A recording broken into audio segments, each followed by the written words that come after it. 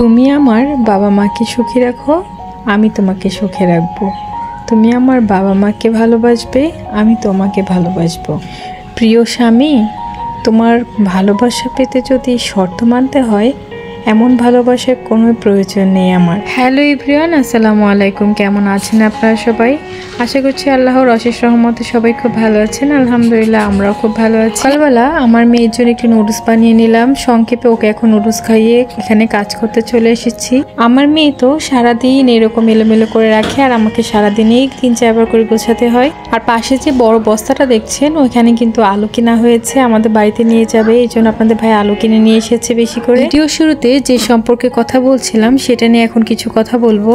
আমাদের বর্তমান সমাজের বেশিরভাগ পুরুষরাই এটাই শর্ত দিয়ে থাকে যে তুমি আমার ফ্যামিলিকে ভালোবাসবে, ভালো রাখবে, তাহলেই তুমি আমার কাছে ভালোবাসা পাবে।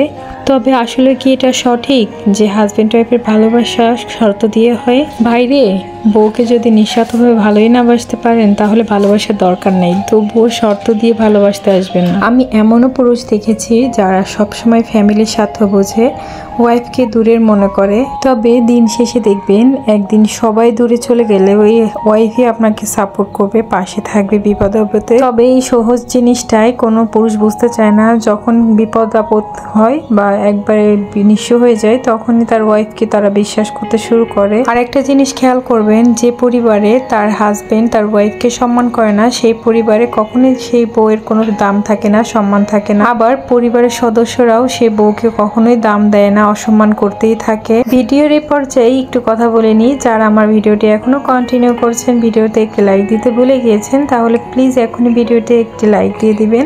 আর চ্যানেলটি এখনো যারা সাবস্ক্রাইব করেনি, প্লিজ চ্যানেলটি সাবস্ক্রাইব করে আমাকে একটু সাপোর্ট করবেন। আজকে তো ভিডিও বিষয়ে কিছু কথা বলাই হলো না, সারাদিনে অনেক কাজই শেষ করলাম অফ ক্যামেরায় বা ক্যামেরা। সকালে তো কিছু কাপড় ধুয়ে দিয়ে গেছিলাম, সেগুলো শুকিয়ে গেছে। আবার কিছু কাপড় এখন ধুয়ে দিয়ে যাচ্ছি। শীতের সব জামা কাপড়গুলো ধুয়ে দেওয়া হয়ে গেল, আমার এই জুতাটা ধোয়া হয়নি, সেটাও আজকে ধুয়ে দিলাম। আর এখন কিন্তু প্রায় 1:30টার মতো বাজে। এরই মধ্যে ছেলে মেয়েকে গোসল করিয়ে তাদের ঘুম পাড়িয়ে দিয়েছি। এখন আমি একটু বিজনেসের কাজে বসে গিয়েছি। শুরু থেকে আমার ভিডিও যারা দেখেন তারা তো অনেকেই জানেন যে আমি টুকটাক বিজনেস করি বাসার ভিতরে। আর এবারের অর্ডারটা কিন্তু আমার কুমিল্লা ক্যান্টনমেন্ট থেকে এসেছে, একটা ভাবির কাছ থেকে।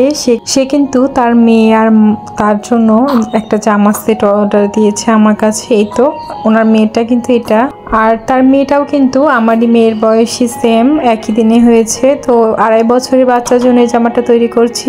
ভাবিরটা এখনো শুরু করিনি, ভাবলাম বাচ্চাটাই আগে শেষ করি।